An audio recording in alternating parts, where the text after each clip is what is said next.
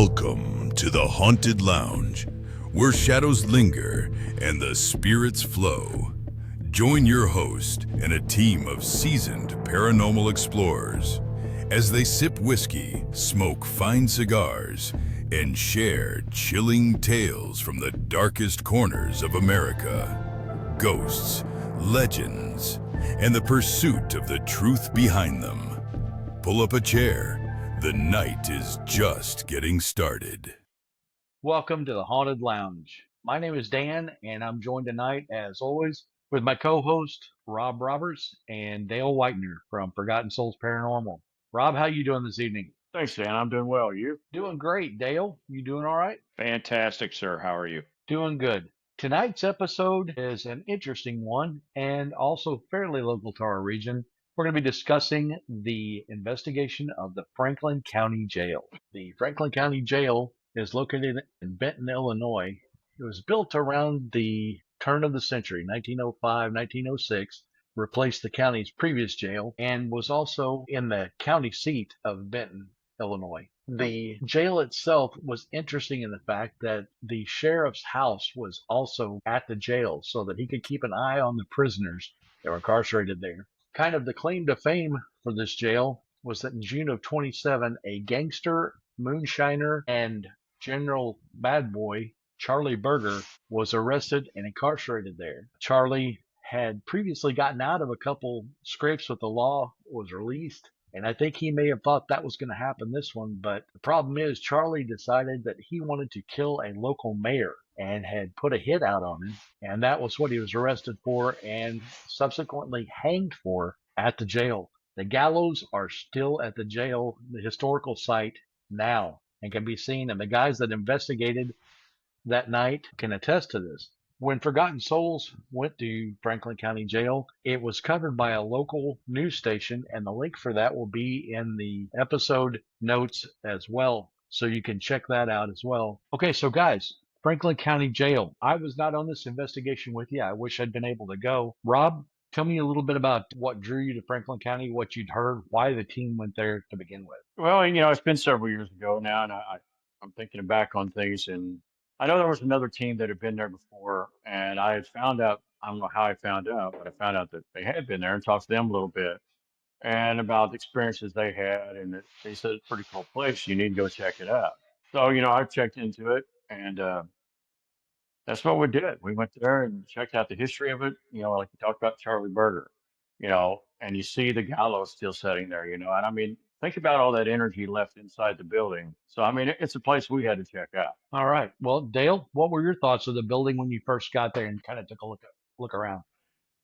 Unbelievable. The two-story jail that goes into it. The first part is, of course, the museum that they have set up. They got books and different brochures and everything that goes into it. And once you go further into it, you had to figure out that the one wing was a female wing and one wing was a male wing. I remember the pink paint that was peeling off the walls in the one section, and then you went up and there was a gray paint that was coming off of the other. To see the gallows still sitting there in the middle of the jail cells, the pods. So the pods lined the walls down, and the gallows were still out in the middle of it.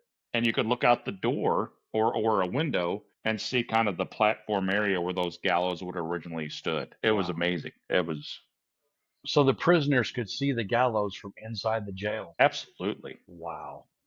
What I read in the history of the hanging of Charlie Berger is that it became kind of like a carnival atmosphere and that there were thousands of people that showed up for the hanging. They purportedly shook the hand of the hangman.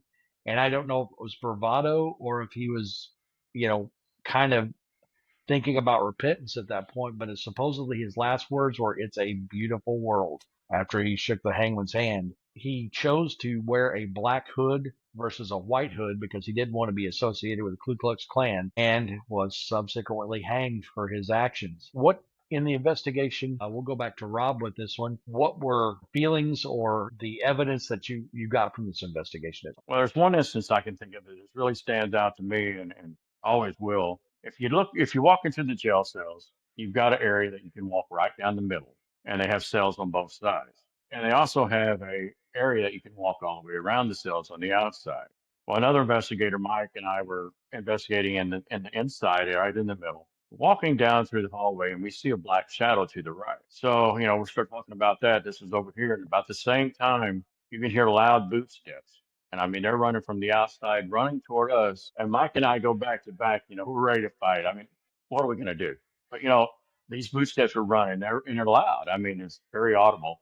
And they run until they get to the middle section and they stop. And there's nothing there. And how many times does that happen? That you hear noises, they come to you, then it just stops. What is that? It seems like it happens all the time. But that's the main thing I can remember there. I mean, like I said, we heard things, we saw things.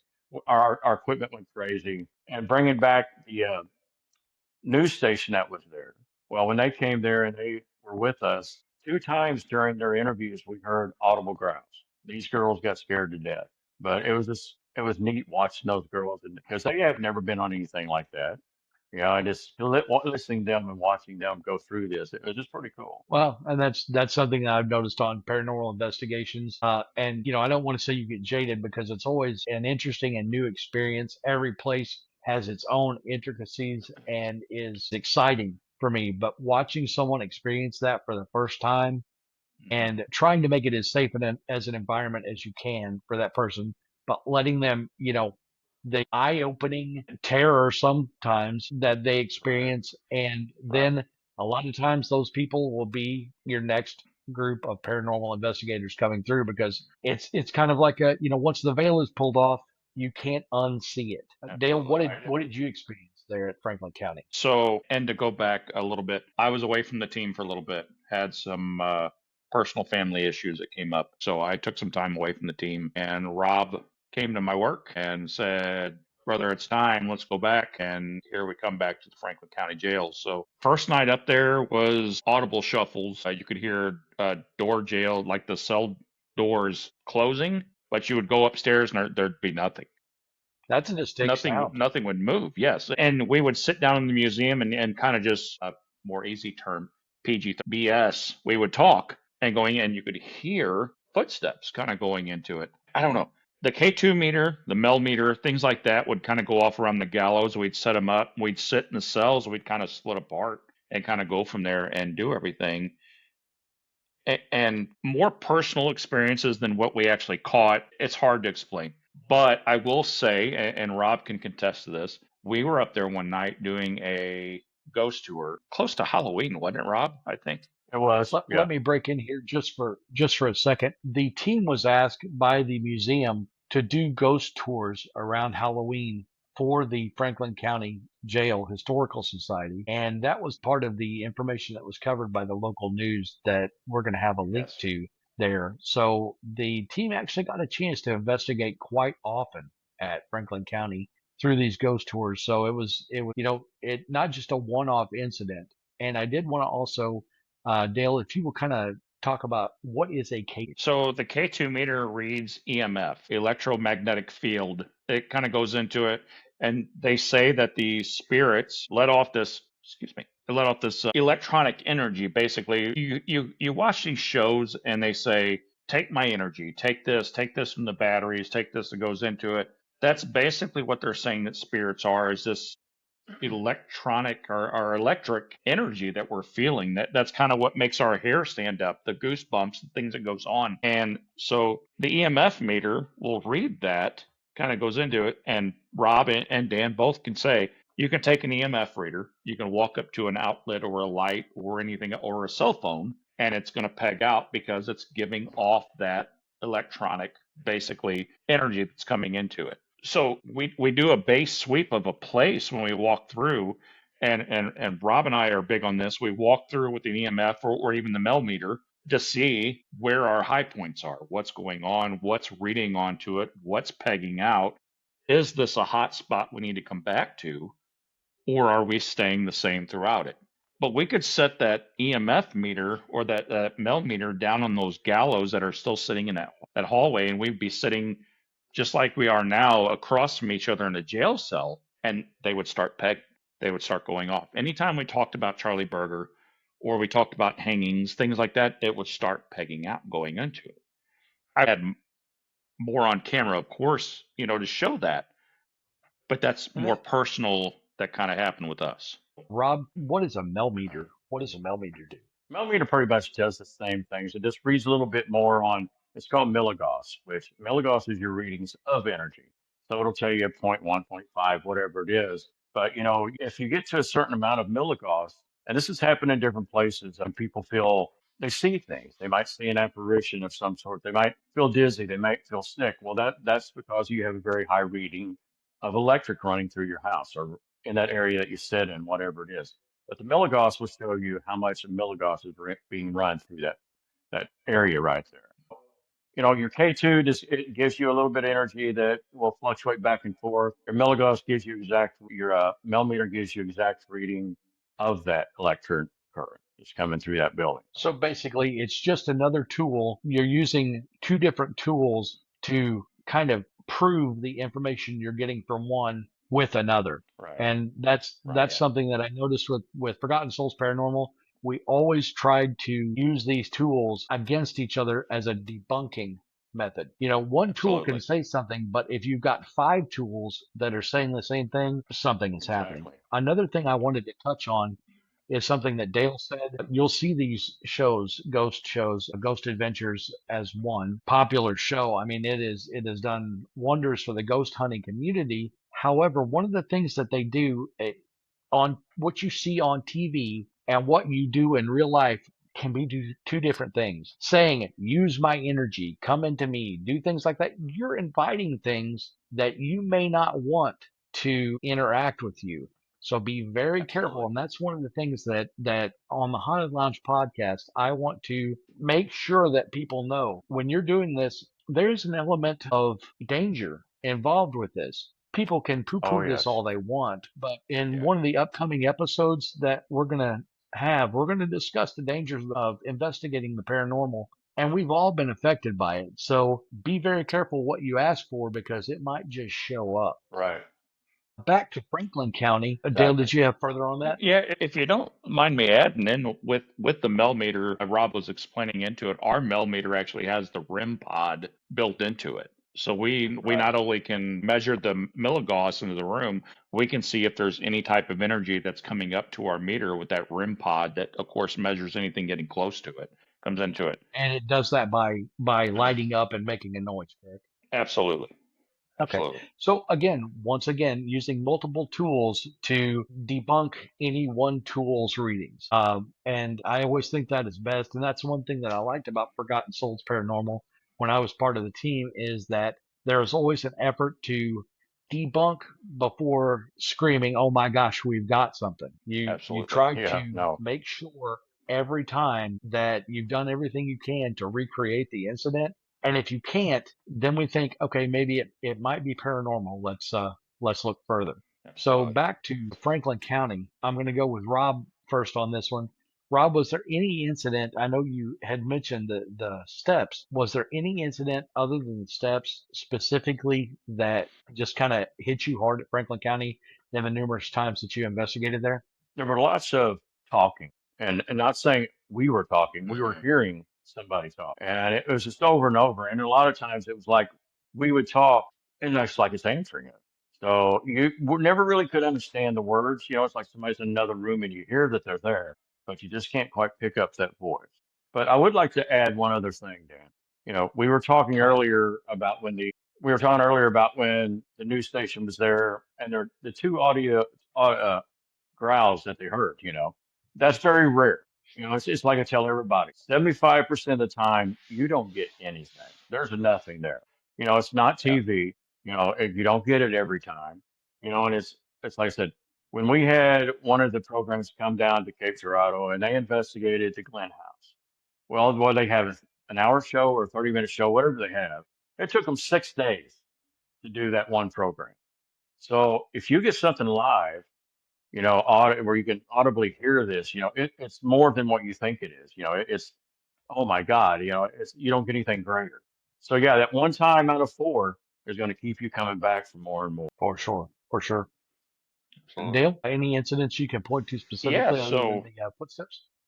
Rob and I were up there one night for an investigation, for a public investigation. We were showing some teams around and doing some things. Had some tools around. I was wearing a Apple smartwatch, and it was one of the newer generations at that time. Of course, probably gotten 6 more out by then. Every month, it seems like. I'm telling you. So it would measure your high heart rate. It would tell me AFib detected or a high fast heartbeat going into it. And it kept going off. Rob and I were upstairs in one of the front rooms that wasn't even actually a jail cell. I would have said more have been like a administration office or something, maybe somewhere where they kept the warrants or something going into it. And at that time, we have no idea because nothing was marked. But it kept going off. And I kept telling Rob, I'm like, I feel funny. I feel odd. And of course, having a medical background, working on an ambulance, I kind of know something's not right here. So we would go outside. We would step on the front porch. Within 5 minutes, back down in the 80s. Right. My heart rate would stay in the 80s. We'd go back upstairs. I'm like, all right, Rob, we're good. Let's go back in. Let's do this. Get a team going in. My heart rate would shoot to the 130s. Automatically. Why? So- Yeah, why? What is now? Was it truly 130? I don't know. That's what my watch was detecting, of course. I didn't sit and count my pulse and go into it. Bad EMT. I know. I should have. I should have sat and counted it I myself. taught you better. You did. You did. But I didn't. And we would do in our investigation, we do, 30-minute sessions. And I'd be like, Rob, I gotta go back outside. I feel like crap. Back outside I go. Within 5 minutes, back to the 80s. What was affecting me that much? It's not anxiety. I've done this for years. I've done this for, I mean, times and times, sitting alone in a room surrounded by mirrors, doing everything else, my heart rate's never gotten that high. Here, Dale, we're going to leave you in this room, and Mike and I are going to walk down the hallway, and we're going to go down here, and I'm thinking, you bastards, you're going to leave me sitting here, and I'm going to get attacked. But my heart rate's never gotten that high. Even wearing the watch then, I've never gotten alerts. Something at Franklin County kept alerting my heart to go do that. And it kept telling me I was having runs of AFib.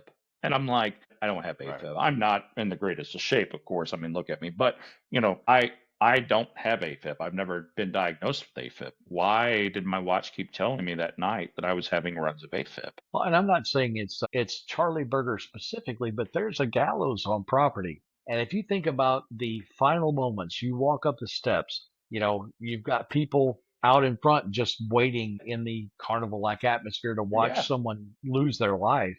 You've thought about what you've done that led you up to this point. You see the hangman there who's checked his noose. They've got a hood there. They put the hood on you. The second that hood goes on you and you feel that noose go around your neck, your heart rate, I mean, I would say Yeah. AFib is probably an option. I'm not saying that's Yeah. what it is. I mean, you could have, a bad dinner, whatever could have been it, but it's an anecdotal experience in a place, and the fact that you would go outside and it would get better, and you would come back and it would happen over and over and over again. That's what, in the paranormal investigative space, that's an anomalous happening. That's something that we can't explain. And if it was a bad dinner, then Dan, I'd have to say I'm gonna have to blame the Colonel on this because we always ate at KFC buffet before we went up there and investigated. That was our favorite place to go. Well, as That was pretty Mike awesome. Myers said, Colonel Sanders is part of the Pentaveret. So, but I don't know. back to the. Go ahead, Rob. Okay.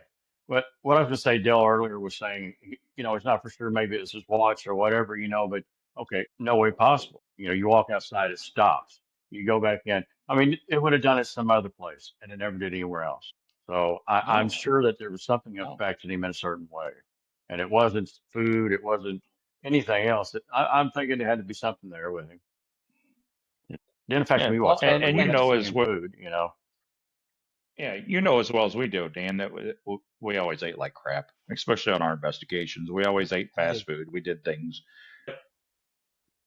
You would have thought I would have had some kind of reaction to anything else that we ate that we went in, Chinese buffets and KFC and things like that we've done. God, how many times we do Mexican food, Rob? That we go in and do this thing, But why KFC? Yeah. Why would that affect me any different than? Yeah. Well, and here's something to think about. We were talking about your equipment earlier, the EMF, the K2 meter, and the Mel meter. Those register electrical activity. Jumping into the medical background, your heart is an electrical system. Your heart has the only tissue in your body that is able to generate an electrical impulse without any input. from anything else. Your cells are able to generate electricity. So if the spirits, for lack of a better word, are able to affect the electrical meters, the K2, the Mel meter, your heart is an electrical system as well. So why not, to some extent, might that be affected by some of this, and that's part of this. It could be. Yeah, definitely. It definitely could be. So jumping back into the jail and the spirits around there, are there any closing pieces of information you want to pass on about Franklin County, Rob, with regard to what happened there, or future teams that would be investigating, places to look for, things to look for? Well, first of all, I'd say is check the link out, see what we got, see the TV station posted about us. I mean, they're pretty good section there for them to look at. The equipment that we were using, and we had an SLS machine that we were using that kind of explained that on that episode. Check that out. But yeah, when you go in, I don't know. My thing is, I really don't like people telling me what to look for. Because I think if Mhm. somebody says, check out this floor, and there's going to be a guy crying. Check out this floor. There's a little boy up there. Well, when you go in there, you're looking for those two things, and you may miss all kind of things. I don't want to know really what I'm going into. Let me find what's there. Let us find out what's there. Not don't tell me. So I really don't want to get into too much evidence. Just let them check the show out, see what's going on, and leave it up to them. All right, Dale, anything that you'd like to finish off on? I would say the same with Rob. I'm one of those that I don't want to hear the stories and the hearsays and everything else. Just turn me loose, let me walk through the building and let me kind of see what's going on there. Listening to the stories that him and Mike were telling me before I got to go to Franklin County Jail and then getting up there and seeing it for myself, I would tell any team to go in and sit in a cell, sit in the quiet, roll your recorder, set your K2 meter up in the middle of the hallway, listen, because you're going to be amazed at what you catch. There's still All right. something there. I'm telling you, I would love to get another chance to go up to Franklin County Jail, to actually stay the night in Franklin County Jail and to see what happens throughout the night while you try to sleep. That All would right. be amazing. As usual at the Haunted Lounge podcast, we try to do a whiskey and cigar pairing as close as I can to something related to the episode. So, in the vein of moonshiners, gangsters, Charlie Berger, and the Franklin County Jail, tonight's spirit of choice is Cherry Red Moonshine. And our cigar choice for this evening is a large ring gauge Shady Moose cigar, because what says gangster more than a large ring gauge cigar, see? Yeah.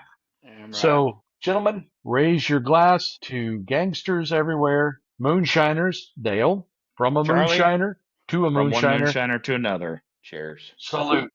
As always with paranormal. Man, I thought Old Crow was stout. Maybe we ought to sip whiskey instead of shooting whiskey. Yeah, man. In relation with a paranormal lounge, we always want to say be safe in what you do. If you choose to investigate the paranormal, always be safe. There are many videos out there you can find about protection for yourself. And that's one thing that we always would do is pray before and after investigations. Exactly. Again, I know I've teased this in the previous episode, but we're going to have an episode talking about dangers with paranormal investigation coming up.